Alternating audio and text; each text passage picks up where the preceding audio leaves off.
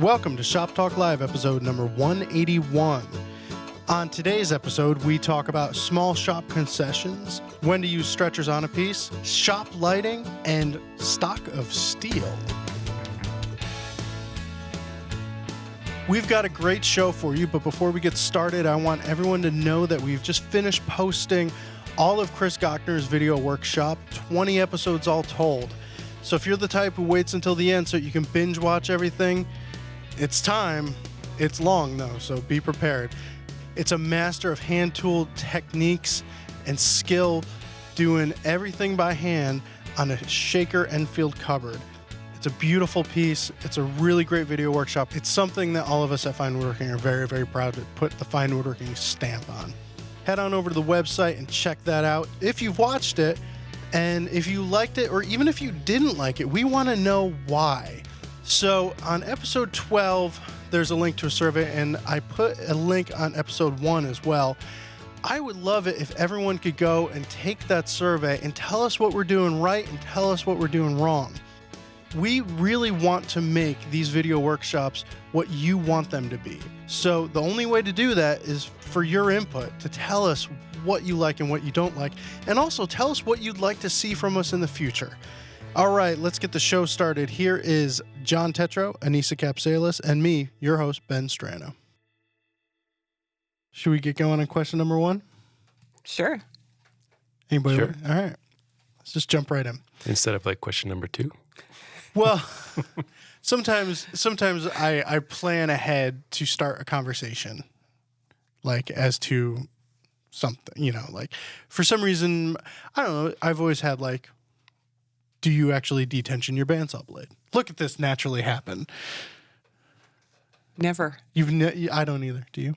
Yeah. Do you detension your bandsaw blade? Because I don't use the shop that much. And that's the key is Yep. You don't want to wear out the tire in one spot or something. No, for me, the bearings are already kind of making weird noises. So I feel like that just helps it a little bit. Leg up. A leg up. Yeah. Leg up. I actually just had to replace the bearings in my table saw. And it was not, it was a pain, but it was not that difficult of a task. I'd be willing to bet that your bandsaw would be similar. Yeah, I have to look into that sometime. You know what? I actually I was Googling Delta Unisaw bearing noise or something like that, and I come to a sawmill and like an old Sawmill Creek post, and at the end of it there was an answer that was really, really good. Like, wow, this guy really knows what he's talking about. It was Matt Kenny. Oh. So I texted him. I was asking him more questions. I was like, hey, what did you... And he goes, oh, I don't remember. What are you talking about? And it's like all of the information was gone from his head. But yeah. It's kind of it's just like in a swirl.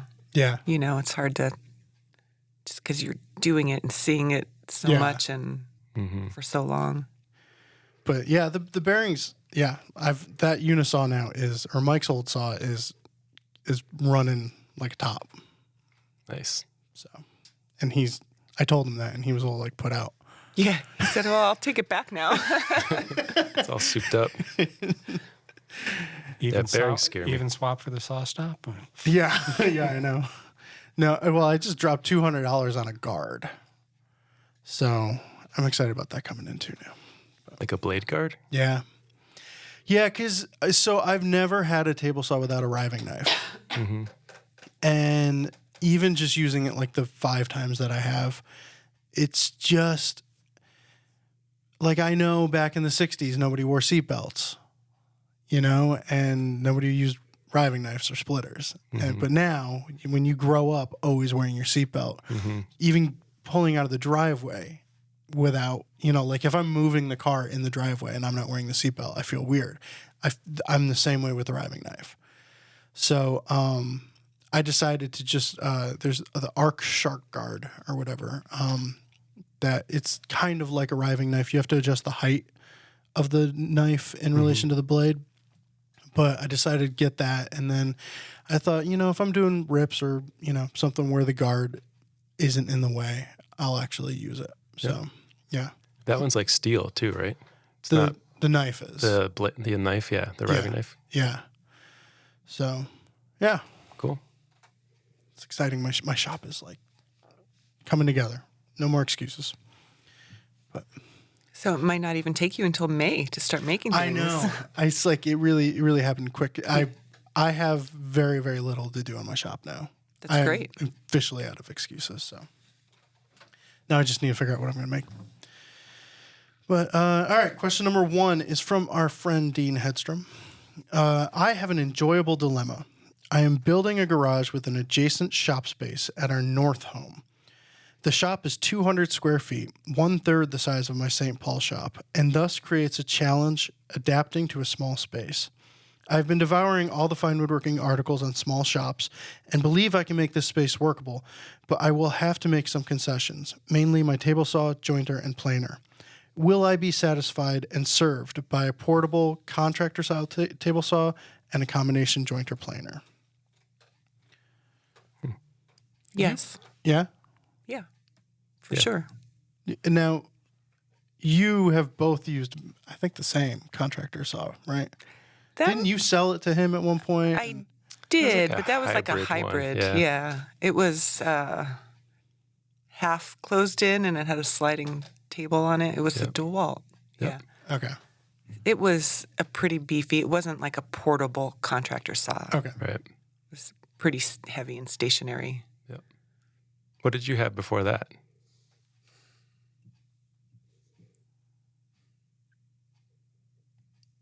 Where were I you? think I had like a really, gosh, what's happening to my mind? It was like just like a portable little contractor saw, I think, before that. Like when you say like a portable, you throw it in the back of a pickup truck? That, yeah. Really? Okay. Yeah. I mean, I grew up using my dad's radial arm saw. So Okay, so anything's better than a that. step up, yeah. That thing sent me to the hospital once. Really? Yeah. Yeah. I was doing something I shouldn't have. You're never supposed to rip with a radial arm saw. Very bad. So the kickback got me, actually, and it cut off the top of these fingertips. Really? It wasn't the blade, yeah. The piece did? Mm-hmm. Wow. Yeah. Okay. Learn new things every day. Yeah. But so you would you use like a portable table saw for joinery, tenons, and the such? Yeah. Or just for sizing stock? If that's all I had, yeah. I would try and set it up as perfectly as I could, but yeah, I would. You? Yeah. I think they're better now, too. Like, we did a test not too long ago on portable saws, and I think, like, the Bosch and the Rigid were both really good, for joints. Yeah, and and joinery cuts. I don't know about the Rigid, but the Bosch definitely, like, folds up, too, so that'll give you extra space in your shop. Yep. Mm-hmm. Friend of mine has that one. Yeah. For a while, I was planning on doing that, on getting like the saw stop portable Oh, and just yeah. roll it out of the way. Because my shop's smallish, and I do think that I would like to get away from using the table saw as much as I do. When I have a 5 horsepower saw stop right there or something. But the only portable saw I worked on was an old Ryobi that was literally thrown into the back of a pickup truck many, many times when I was working construction. And that saw, no way, And it's got nothing to do with the saw as it was new.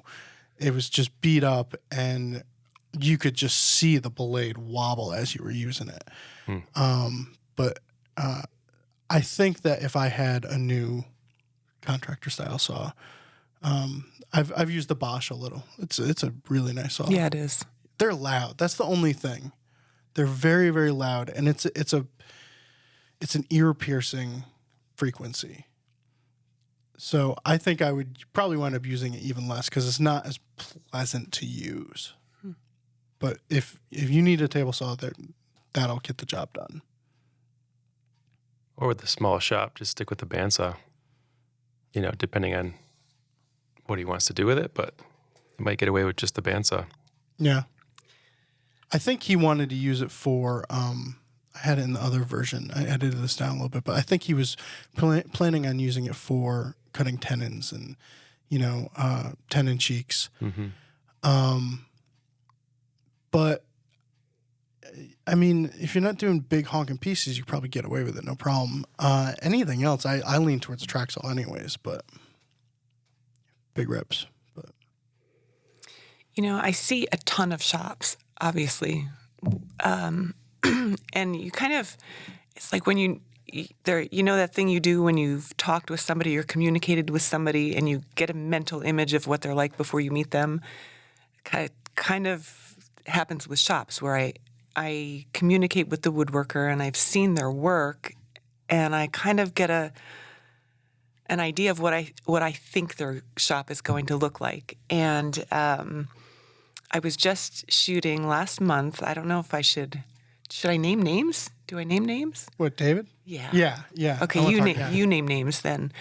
So David Johnson does this amazing restoration work on like the classic chairs. Yeah. And his Instagram page is Sidecar Furniture. Sidecar Furniture, definitely well worth looking at. But based on the restoration stuff I see photographs of him doing and his own personal work, I had a sense of what his shop was going to be like. And it was absolutely nothing like what I thought it was going to be like. It was, I think, the smallest shop I've ever been in. And when I walked in there, I was just more in awe of the work that he does because of how small his shop space was, but also how smart his setup was. So everything was on mobile basis, everything.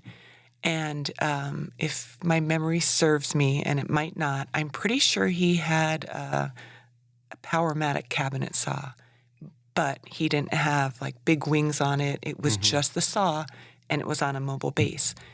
But even his tool rack, the way he kept his tools, I took a photograph of it because it was kind of just brilliant. It's all you need, and it's a shelf with a spot for, I can send you the photo, a spot for hand tools, and everything he needs is right there on one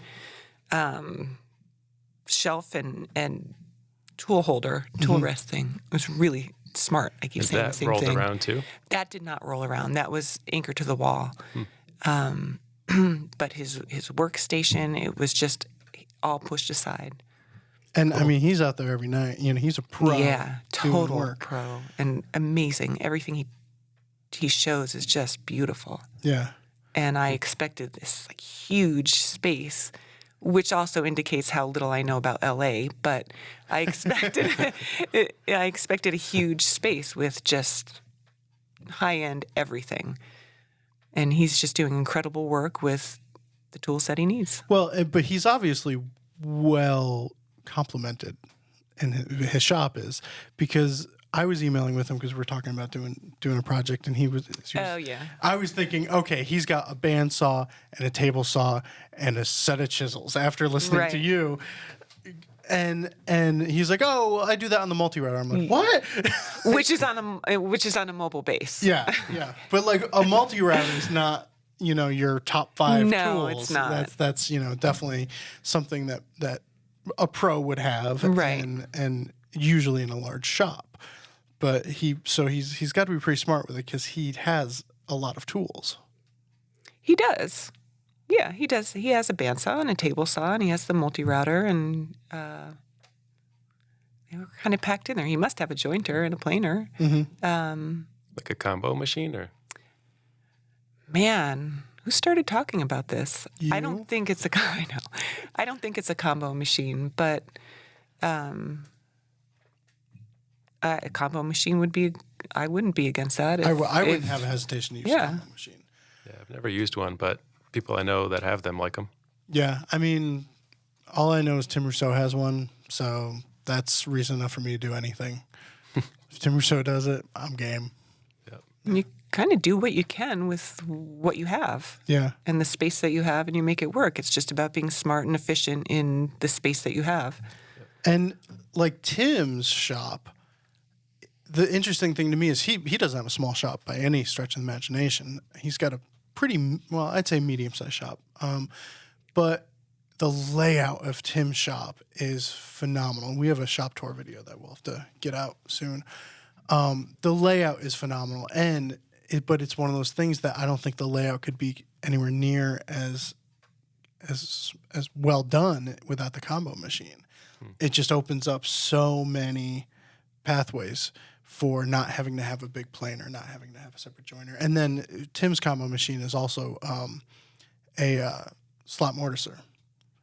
So it really covers a lot of territory in a small footprint.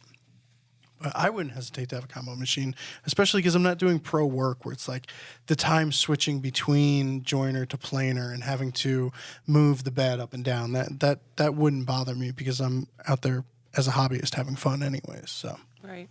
Usually get a wider joiner too, which is nice. Yeah. Right? Like Yeah. 12-inch combo usually. Yeah, Kind of I a think standard they make size. 10-inch combos, but even then, that's a huge joiner. So, yeah. But well, I have a question based on this one. What about the horsepower on the contractor saws? As far as doing, I mean, you couldn't really. Well, okay, so I believe he was talking about getting a pretty decent-sized bandsaw. So if you're ripping 8-quarter oak or something like that, you do it on the bandsaw, right? And then Do your What- joinery. what do you really need a lot of horsepower in a table saw for? I guess just rips for thick pieces. Yeah. So there you go. Just thought it was worth mentioning. Yeah, absolutely. Before your DeWalt, I had a rigid contractor saw, not like the portable like fold-up one, but with the base. You had that for a long time. 15 Yeah. years or something. I think that was like a horse and a half, maybe 1 3/4. Mm-hmm. That's fine for anything I ever did. Cool. Right up. All right, let's go to question number 2, which is from Tank. And all right, is there a guideline for when stretchers are needed to strengthen a piece? I'm looking to build an entryway table from oak that is 32 inches high, 60 inches long, and 12 inches deep, with a 2.5-inch apron and 2-inch legs that taper down to 1 inch. I prefer simple designs and would rather not have stretchers. And I quickly did a SketchUp mock-up of this because I couldn't really picture it. And for me, I think the guideline is like, does it look like it's too small? Does it look like it's going to fall apart? And like just looking at the SketchUp, it looks like, for an entry table, you're not doing, don't use it as a workout apparatus, right? Hold some keys in a vase with flowers. Yeah. I would be more concerned with like the width of the top, like it being tippy once you get that long. Oh. You know what I mean? Like I think you said 12 inches. Mm-hmm. That might want to be, in those proportions, maybe like 14 or something. Just to give it a little bit more of a stable base. Yeah, for that length.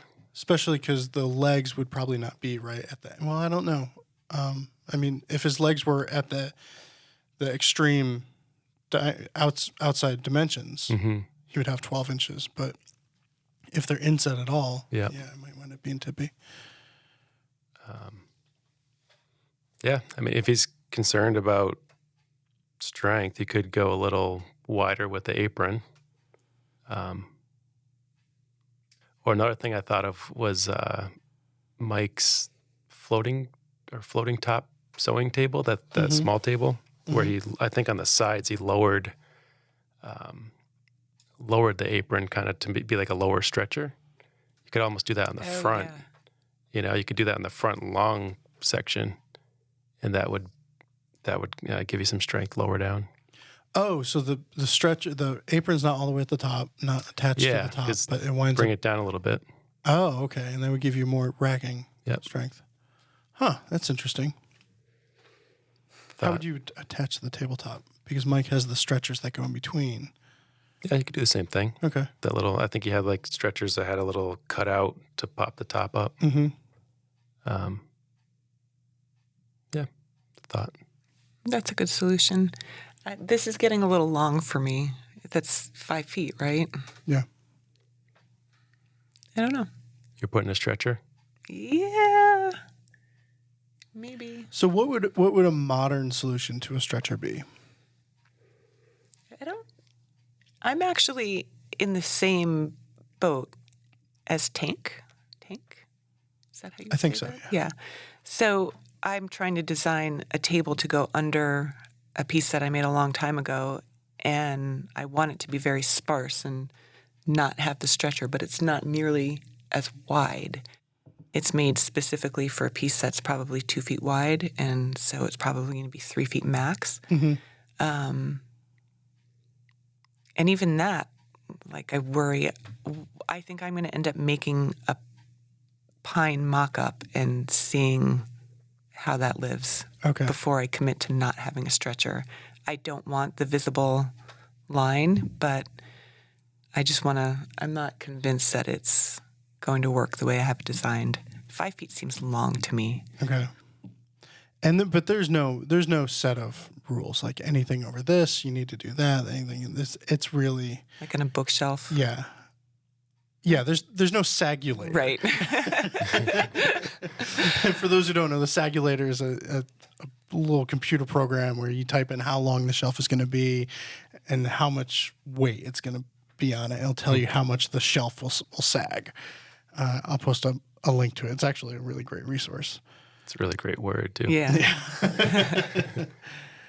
But I kind of look at it like, if you put up the picture of my little side table, I've always thought that this table could kind of use a stretcher because the legs are really, really delicate. I think they go down to about 1/2 inch on the bottom, but it's a little shaker table that I made, and I wanted it to look as delicate as possible. But there are times when I sit there and I'll look at it. I love this piece, but I'll go, if I sat on that thing would just absolutely burst into a million pieces because I know it cannot take that much weight. But it doesn't need to. You think it could? Yeah. I think it could. I don't think I'm sitting on that table. I'm not going to prove you wrong. Well, who's going to sit on your table anyway? Exactly. Yeah, but don't you ever Don't you ever sit there and think like how easily you could destroy a random thing in the room? Am I showing too many cards right now? Yeah, I think so. So you picture this like walking up and kicking a leg. Look at fluorescent bulbs and think like, wouldn't it be cool if I just threw something and smashed all of those? For the sound. No, but since Dylan Ryan, shout out to Dylan. Yeah. I'm dying before. The only thing on my one item bucket list is I want to find that stretch of abandoned highway with the overpass that Dylan used to talk about, where he would get bowling balls and just drop them and watch them smash. Yeah, okay. Hey, Dylan, you out there? Anissa's looking for some. Yeah. So I'm collecting them at Salvation Armies and Are you thrift stores collecting and bowling yards. balls? Oh yeah, All right. yeah. I think you just became the weirdest person in the room. I don't know. I will sit there and look at that table sometimes and just go like, man, that table would smash into a million pieces if I sat on it. And I'm not a little It's guy. connected, Let's be though. honest Yeah. here. Like it's connected down lower. It's Yeah. going to hold Yeah. that together. All right. Well, maybe. And it's perfect. If I ever really tire of it, we'll see what happens. Video. Make a video. But a stretcher would ruin that. That's perfect the way it is. I know. But it's delicate, and I treat it as such. It looks delicate. I think it's pretty hardy. Okay. Well. All right. One more quick thought I just had on the entryway table is it Robinson that did like the metal? Oh yeah. Oh, a brass. Michael Robbins. Robbins. Yeah. Thanks. Because that kind of visually disappears a little bit. Yeah. You know, you could do like brass rods. Do you think that added a lot of strength, that brass? You worked on that article, right? Mm-mm. Or is that Benson? That was Benson. But don't we have an article, the architectural, you should be channeling Mike's, Yeah, the John. different, No, I can't do the that. different, who can? They did 3 different authors did their take on like, Oh, that table? yeah, the hallway table and different stretchers on it. 3 authors. Really? Okay. Yeah, I'll It's like, find had it like for an you. arc or something. Yes. Yeah. Based on a bridge, I think. Correct. See, you've got it going on over there too, with the memory. I'm just writing thing. 3 authors, 3 tables, based bridge. I'll find We'll it. see if I Yeah. can figure out what that means later on. Did you notice he's Schofield trying to did it. rush us through? Schofield did do it. Yeah. He's trying to rush us through these questions. I'm not Really? trying to rush. No, neither one of you are talking. Really? I said a couple things. Me too. Just got his head in his hand. All right. Maybe our smooth moves will get us going. Who wants to go first? I think Anissa does. Oh, I was going to say the same but thing. You brought yeah, it up, though. You were the one who declared we were doing smooth exactly. We had a choice, and you made it for all of us, so Yeah. you go first. Okay. It just seemed like the easiest one because mess Who up a lot doesn't of mess stuff. up all the time? So working on our front porch and closing it into a usable room and getting very close to finishing it, putting in the wood floors of one of the final things. So, it took extra time to like get the floor smooth, sand it first. The fur floor? Yep. Okay. Yeah, vertical grain like Doug fir. So, did that as well as I could. And then first coat of poly with like those lamb's wool applicators, like those little rectangle ones on the rod, on a handle. Broom handle. Broomstick, yeah. Put that on nice and thick. Didn't sand before the second coat. Put that on nice and thick as well. And then sanded right through the grits up to like, I think 220, 180.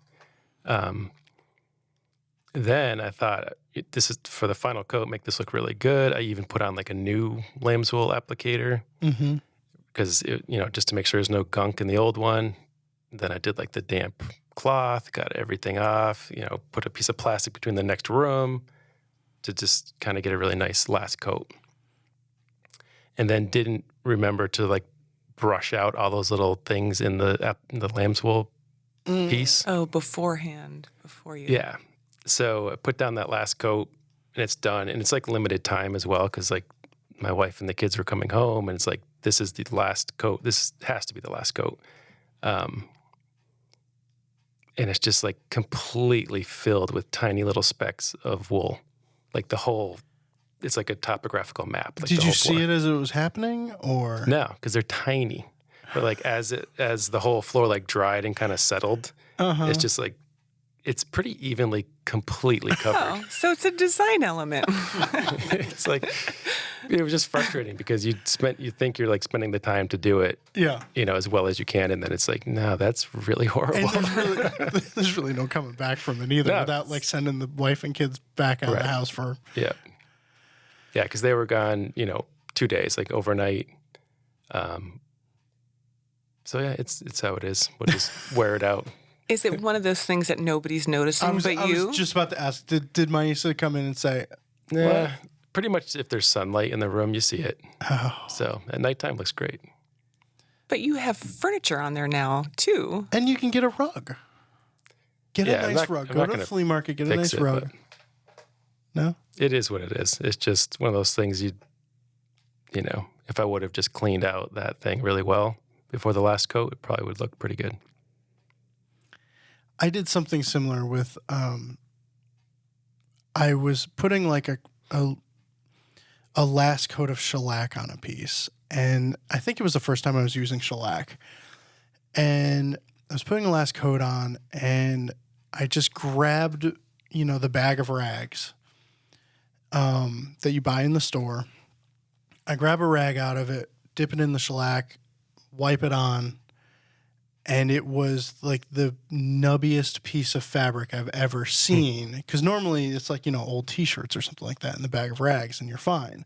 This was like the exact opposite. It was just like a ball of lint.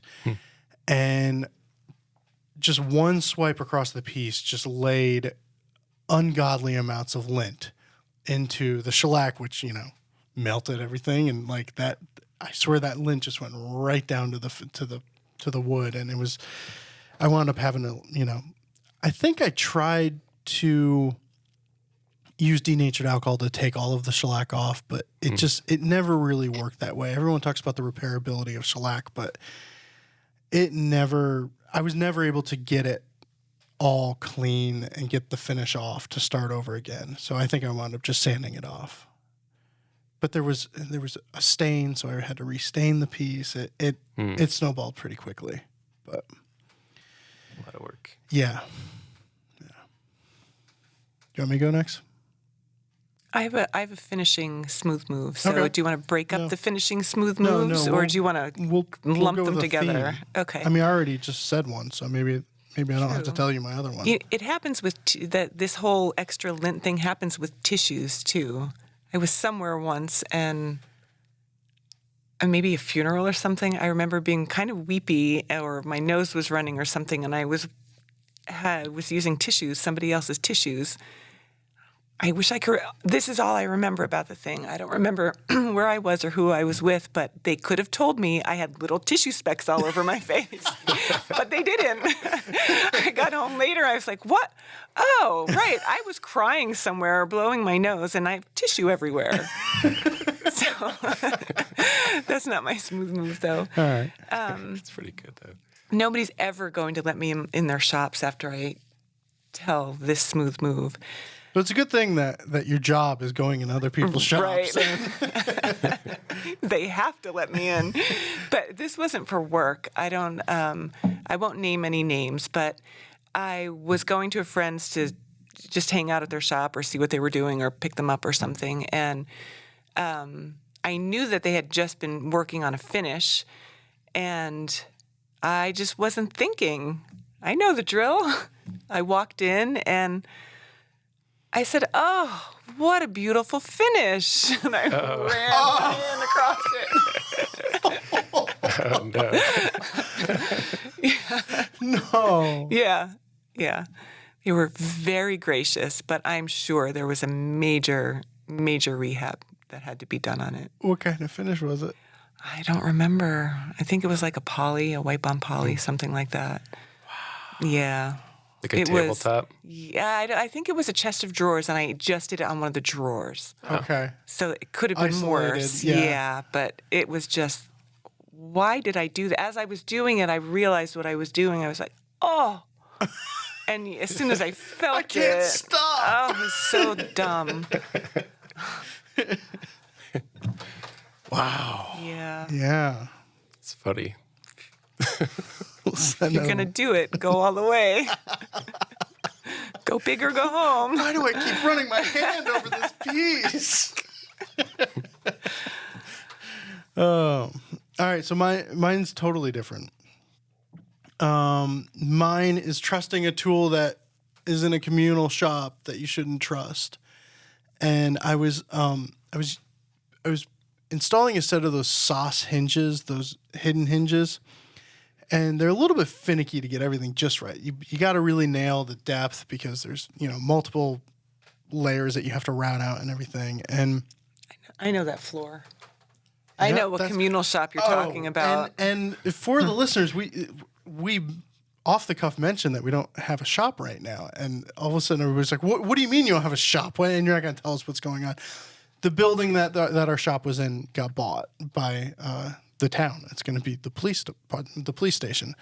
And so we had to move out. We only had like a month or two to move out. And so we had to put everything in boxes really quick. And, we don't have another place to move everything into at the time. So we are fine woodworking is shopless. Hopefully for not too much longer, but we'll see. But so it's actually kind of nice because it kicked a few of us into gear to get our places together. Yeah. Like well, you're making more progress than I am, but Yeah. eventually. I'm pretty proud. But so I went into a drawer to get a set of calipers because I wanted to get the depth of this mortise for the hinge just right. So I measure the thickness of the hinge, and I'm just excavating it with a chisel and a gouge. And I excavate it to the where the caliper, the end of the caliper tells me to excavate it to. And I'm going, it's deep enough. I take the hinge and it's not going in. So I keep, messing with it, trying to think, oh, there's just a little piece or something that's holding it up. And after probably half an hour of just getting more frustrated, measuring the thickness of the hinge, putting the caliper in the hinge mortise and saying, I'm there, I'm more than deep enough. There's no reason why this hinge shouldn't go in. I look at the end of the caliper, and by the way, the caliper is like this plastic junk caliper that, like, when you look at it, I should have thrown it out the moment I saw it.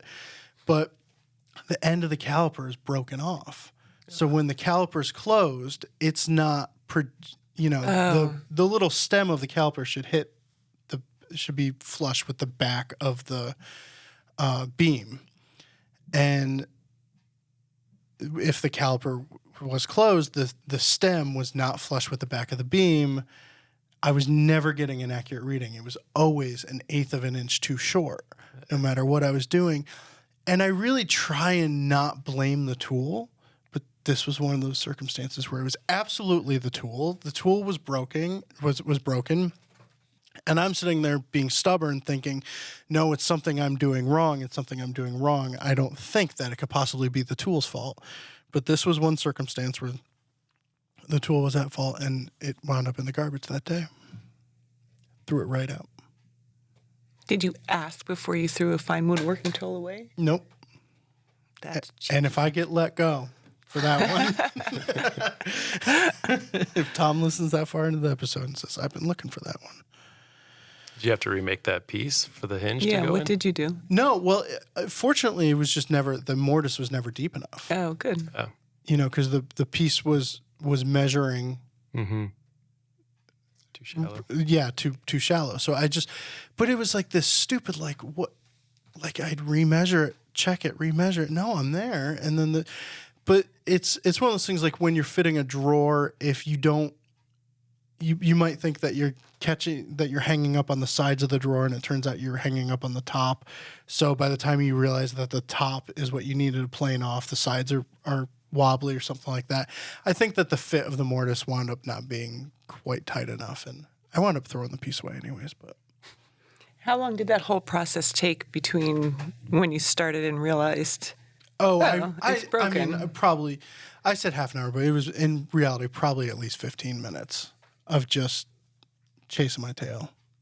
But what are you gonna do? It's a long time to chase a tail you don't have. Yeah. Well, it's gone, so it won't happen again. Yeah, Right. I think it's in the burn pile. So, yeah. Oh, I meant the tool, not the... Well, the piece too. Yeah. That's a little sad. Well, it just didn't... That piece was... I took too long with it. Pieces wound up warping. It was just doomed from the start. I got too complicated with it, as I have a major tendency to do. I was... it's like you watch Craig Thibodeau's feed on Instagram and you think, oh, I can do all these like mechanized things and this and that. And I was trying to make it so that when I opened this up, this drawer unlocked and this did that. And I need to concentrate on making furniture, not on making mechanisms to lock furniture. And while I was trying to figure all that out, and the pieces just all warped and went wonky on me. So I decided to just bail on it. I'll come back to it at some point. Cool. Yeah. All right, we're going to take a quick break, and when we come back, we're going to discuss shop lighting and wood that seems to develop a skin of steel. Let's be honest. Spending all of your time with non-woodworkers is lame, right? Maybe you should go to Fine Woodworking Live, April 26th through 28th in Southbridge, Massachusetts. It's going to be awesome. you're going to be surrounded by woodworkers, and famous woodworkers too. Chris Schwarz, Chris Gottner, Chris Bexford. We've got 3 Chris's, so you know it's good. I think you should head on over to finewoodworkinglive.com, check out the presenter lineup. It's pretty overwhelmingly awesome, and come spend time with people who are like you, kind of weird and really into woodworking. See you there. Question number 3. When I set up my workshop, I positioned the bench facing a south-facing window and installed fluorescent lights directly above the bench at about 8 feet above the floor. If I have a board on edge, any markings on the side facing my body are difficult to see because that area is in the shadow. I want to avoid using task lights whenever possible, as they get in the way. I'm thinking that more overhead lighting is the answer. Do you have any thoughts about where this should be positioned to minimize shadow areas when I'm working at the bench? And this is a hard one to answer without, like, seeing the shop and knowing exactly what's going on. Yeah. But I mean, south-facing window's tough because if I understand it correctly, a south-facing window, you're getting more direct sunlight in the window than with a north-facing window. So it's probably a brighter window than a north-facing window, right? Yeah. Thanks, Jeff. You're welcome. You're looking at me. Yeah, absolutely, because I knew you would have the answer. So you've probably got to throw a lot of light on the other side in order to overwhelm that, right? Yeah. So I was thinking he could maybe just spin the bench. So like the south light is coming in, like raking over the bench, and then, stand on which side of the bench, depending if he's righty or lefty. Even though you're going to use both hands at some point doing stuff. But the other thought, which is kind of weird, is a headlamp. Like those little hiking, they're so light you can't even tell they're on. You're the type of guy who looks for excuses to wear a headlamp. Yeah, they are pretty cool. Going out to get wood. Yeah. Yeah. Well, because it's nighttime when you're going out to get the wood, right? Yeah. Okay. But seriously, you can't really tell they're on. It'd be weird if you did it during the day. So yeah, I know. I told you it was weird before I said it. No. Now, what is there a general rule of thumb of where you want to place shop lights? I've just always thought that the more the better. I think the more the better, and the more evenly dispersed the better. Yeah. But I think it does sound as though that's what's happening. The lights are raking in through the windows. So if the window were here and his work was here and he was on this side, of course this is all going to be dark. Mm-hmm. But he does have lights up, but without knowing where they are, right? It's impossible to tell. But we did a lighting article. I think Matt. Yeah. 209, I think it is. Okay. Nice. But there's a website that you can go to on that article, and you can plug in where you have everything and tell you how many candle watts or whatever it is that you need and in what spot. It's a really just plug it in and it tells you what to do kind of thing. Okay. And I know that one of the things that article says, I remember it saying, don't automatically just disperse the light as evenly as you can and get as much of it in there as you possibly can. Don't skimp on lighting, but don't try and do it over every workstation because you may end up changing where your bench is or where your table saw is. Like you might end up moving things around. So don't just try and skimp and put a fluorescent over each station, because not only might you change things, but the light will be uneven. Yeah. So across the whole room. But it was a really good article. I'm in the middle of trying to nail down the lighting, and I've got in my ceiling just one long row of fluorescent panels. My brother's in lighting, like that's his job, is he sells lighting, and I don't know if stuff falls off a truck or whatever.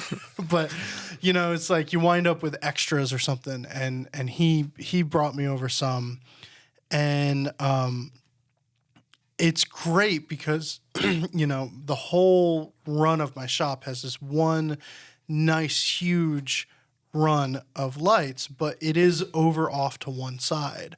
And I went to saw something and I realized, oh, I'm casting a shadow. I need to, I can't get any light over here. So I've just started putting clamp lights up, and they're plugged into the same socket as the LED panels, but it's just in specific places right where I know I'm casting that shadow. I've got a clamp light with like a 100-watt LED or 100-watt equivalent LED blasting out right there, filling in that spot. So like a clamp light, like from the ceiling? Yeah, it's on the beam, and it's just, and eventually maybe I'll put permanent lighting up to, fill those gaps. Mm-hmm. But ever since I did that, I haven't found a time where I'm seeing a shadow. And that was with one clamp light. Now, I do have, I installed specific work lights. You know how you have the drill press, the light on a drill press, a new drill press. And it's kind of like a headlamp on a drill press. Pretty much. Well, I did one over my lathe. I did one over my bandsaw. So each tool has a clamp light on them. So I'm not, installing, a difficult to install light that, fills the task area. But those 4 clamp lights have really made all the difference in the world. I think about the last week where I just put that one light up, and I haven't had an issue at all. So maybe just experiment with a really cheap fix, like a couple of well-placed, cheap porcelain light fixtures or something like that with regular bulb. And because my brother and I were talking, he, his answer for everything is put up 1,500 more lights. And he's like, oh, well, we could put up a track, a set of track right here. And I've got, these 98 CRI lights and blah, blah, blah. And I was like, okay, well, maybe I'll just try and put this clamp up here. And I was like, oh, that's great. That works. So try and go cheap first. The track light's a good idea too, though, because that you can kind of slide those around to. Yeah. And that, I still might wind up doing that. My shop is weird. The ceiling is like cantilevered almost. And so any place where I've got the height for a lot of lighting is off to one side kind of. Mm-hmm. So that the track lighting seems like it might be the eventual solution for me. Maybe it would be for, I didn't put his name. Well. That's a first. No, I've done that before. Maybe it will be for you, Mr. Question Number 3. But okay. So we have a weird one, and this one might, I don't know, maybe a listener's got a good answer. For David. Yeah, there's got to be science involved in this one. Yeah. Maybe one of us has a good answer. Oh, defensive. Not me, but maybe one of you two have a good answer. I don't know. Judging by the small talk, I don't know. But question number 4 from David. I am baffled that some ash stock I milled a couple of months ago is now nearly impossible to plane. I cut and milled the ash for a small box a while ago. It was wonderful to work with and easy to plane. I put the pieces aside to enjoy the far too short Minnesota summer. I kept it in the same place all of my wood stock lives, my basement workshop.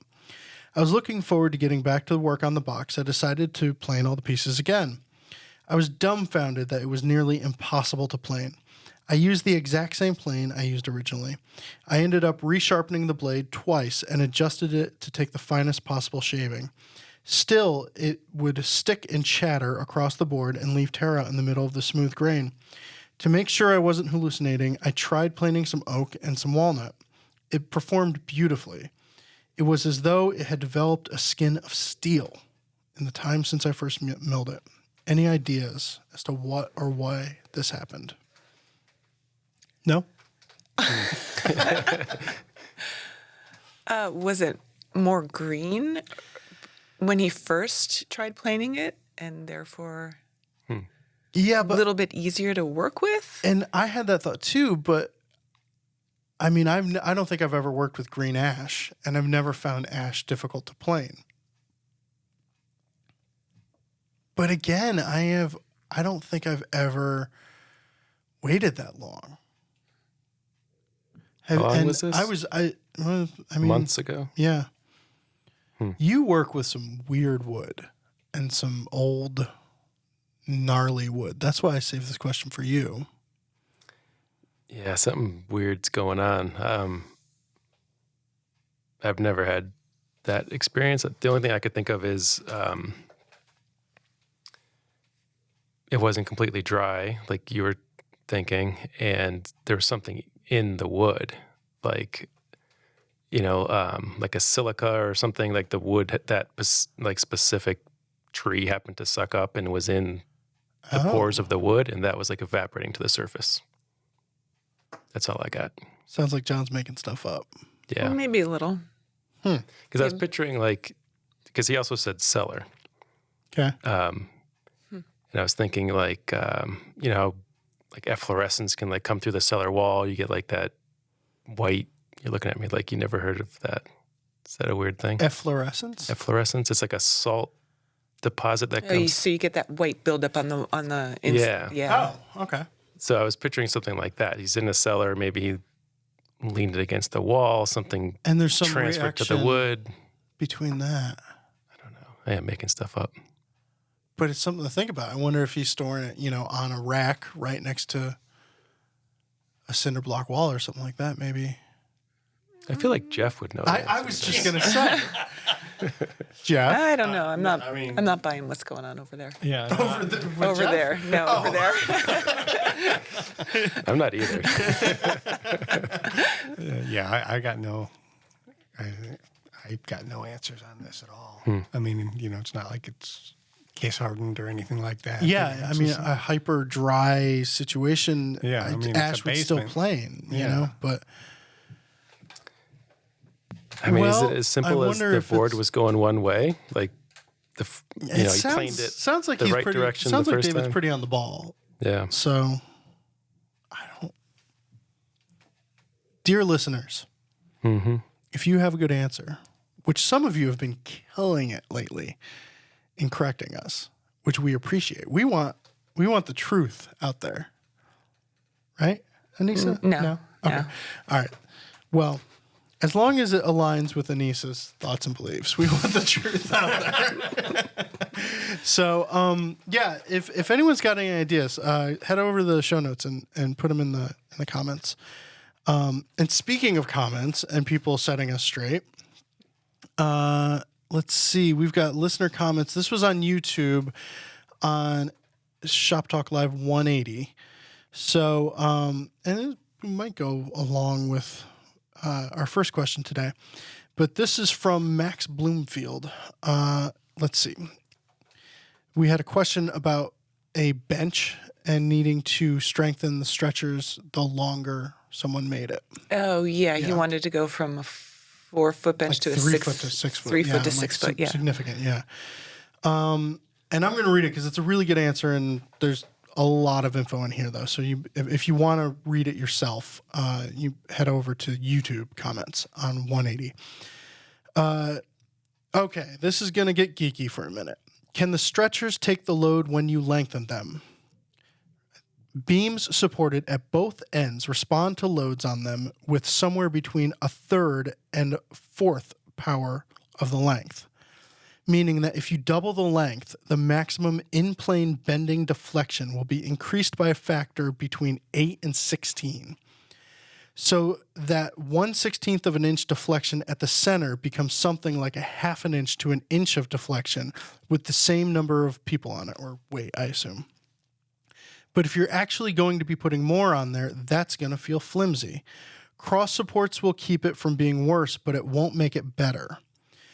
So he goes on, should you thicken or widen the stretchers to fix it? Generally, if you can make them thicker or wider, do whichever makes them closer to square in cross-section. That will stop deflection the most. That part's really interesting to me. And I don't know if Max knows what he's talking about or he's just typing gibberish because I don't understand most of what I just read. But that last part sounded really smart. Make them closer to square in cross section. Yeah. So they kind of move in the same ratio. Less chance of twisting too, maybe, right? Jeff? I don't know. That one kind of surprises me. Okay. You think about, a joist. You get wider, not thicker. And that's why I think like an I-beam, you've got a significant difference in the, like a floor joist, the new style. Yeah. Whatever those are called. Truss joist. Thank you, Mr. I do home building as well. So, yeah, let's start an argument in the comment section if he's wrong. But sounded really right. All right. And then... First part's right. Okay. Well, there you go.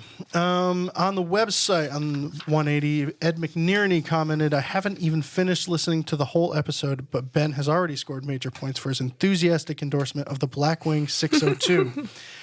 Who knew he had such good taste? They always squeak an insult in right at the end. But Anissa, how do you like the Blackwing 602? You know what? The Blackwing 602 has not made it out of the visor in my car yet, but it was the topic of conversation in my car last night because one of my kids saw it because it's flashy, even though it's like the race car of pencils, and it's this beautiful. They're beautiful. Yeah. It's this graphite color, and it has the square eraser, which really caught her attention. And she wanted that pencil in the worst way. And I just kept saying, nope, that's from Ben. I get to try it out first. Tell Ben I want one. I said, no, if I like them, I'll order a box and you can have one. Okay. And she's very excited. And she asked what the brush is on the end. And I said, that's the eraser. And I showed her how you could pull out the eraser. And I showed her how perfectly sharpened you made it. Yep. But I have not tried it yet. I'm gonna do a test between the Micron that Mike likes and that pencil. Well, the Micron's a pen. Yes, I know. Okay, all right. But he really likes to draw with that. And Yeah, you really yeah. like to draw with the Blackwing 602. Now, we're having a drawing conversation with the most talented artist I know. Right. I want to see the what's it called? The Blackwing? Yeah. I want to see that. It the is square eraser stunning. sounds really cool. So you It can is- erase like I'll get you detail. one. It's get you. beautiful. Make him sharpen What do it. you use? What do you draw with? Do you have a particular? See, you're good Whatever. enough that you could just I can pick up whatever I have lying around. Like- For like magazine drawings, yeah. different hardness leads of like drawing pencils. Okay. So you get really specific. Out of like the whole case, I kind of use like two. There's like two short ones, and the rest are pretty full. H, I think, and a F for detail. It's really hard. Okay. That's good to know. He can pick up that pencil right there. and draw Right. Something I know. better than Yeah, I know. That's great. All right, but I'm going to get you a Blackwing 602 now. Yeah, I'm curious. You It want one has too, some kind of Jeff? duster Oh, too. yes. All right. Okay. Well, if you're giving them away, one of my kids Just wants the one. people in the room. People- I'll get I her don't one. have that many. I'll get her one. All right. I thought about giving everyone for one for Christmas one year, but all right. I have a favorite. First one's free. You have a favorite? Oh, just unrelated. I have a favorite backpack called the Red Wing 32. Oh, Every time you said Blackwing 602, I was picturing camping. I thought you were going to talk about your favorite headlight. No, I want to get Headlamp. one of those. The one I have is Well, not you don't have rechargeable. one? Oh, okay. All right. Good. You don't have a headlamp? I do, but it's not rechargeable. And it like goes through batteries way too Right. fast. So you like think about using it. Like, do I really need it right before you use it? Mm-hmm. If it's rechargeable, I'd probably use it a lot. Aren't Mike's shoes Red Wings? His new ones are. Yeah. All right. Let's see. We had a couple of 5-star reviews on iTunes, and that really does help us reach out to new people. iTunes they love their 5-star reviews, and it helps us when you find folks. Give them to us. Let's see. From Friplo. I own a custom furniture woodworking business in LA, and I've really enjoyed this podcast. I'm fairly self-taught and really like hearing that I'm not the only one facing the same problems and frustrations in this craft. Really informative, funny, and helpful tips and conversations. Keep up the good work. And then from commentators, which made me wonder if they were a clockmaker or something. Coming in hot on episode 179, and I'm glad I did. I'm newly subscribed to Fine Woodworking, and I am so happy that the comment from the guy who really, really wants Ben's job was addressed in the most graceful way possible. Can't wait to get through the back catalog. All right, recommendations. Who wants your job? Oh, there was a guy who declared I should be fired because it took me 2 years to get my shop together. Oh, shoot. Yeah. I really want to recommend, and as part of this recommendation, it's a little prideful thing that I recommended it to John Binzen, and he watched it and liked it. It's on PBS's Craft in America, the episode Visionaries. Go out and watch it. It's incredible. It's about artists, but not just about artists of all different genres and crafts. It's about the people who collect their art. And the way that they discuss the artists and the collectors and weaving the two together, and like how you don't necessarily think about the symbiotic relationship. It was just incredibly well made, first off. And my wife and I watched it, and immediately we were thinking of like weird ideas for different things to do with our varying talents. It got the artistic juices flowing. So check it out. I'll check it out. Yeah. Anybody else have a recommendation? I do. When I was going to the College of the Redwoods, one of the things we were supposed to do was watch an older movie called The Violin Maker. And I heard from everybody, past students, instructors, this was an amazing video. And it was just so inspiring and well done and old school. And we ran out of time. And I think my class was the only class that didn't get to see this video, and it was on a VHS tape, and they pull out the VHS player and show it. So I've looked for it every once in a while. I think about it, and I found on YouTube a 9-minute short film called, I think it's The American Violin Maker. I don't know if it's the same one that they show at the College of Redwoods because I've never seen that one, but it's really beautiful. It's a black and white, and it just shows James Reynold Carlisle making a violin and teaching how to make it. It's just set to violin music. It's really beautiful. Nice. All right. I love Lutherie videos and violin. Yeah. My wife will like hear from the other room. She'll be like, "Are you watching guitar making video again?" Because there's a lot of guitar making porn on YouTube. It's great. John, you have anything? Just watched a Mr. Rogers where they visit a stand-up bass making shop. That was pretty cool to see. That was more like production. He had a harp one too. That was really good. I remember. I haven't got that one yet. Okay. I love Mr. Rogers. I think this was a black and white one too. Yeah. You said that documentary is really good. Yeah. Yeah. It's probably, you can probably watch it in your home now, and it's easier to cry at home. As long as you have the right tissues. Yeah. All right. Well, that's all for this episode of Shop Talk Live. If you have questions you'd like us to answer on the show, send them into shoptalk@taunton.com. If you're watching on YouTube, please click that thumbs up button. We'll be back in 2 weeks with another episode. Thanks for listening.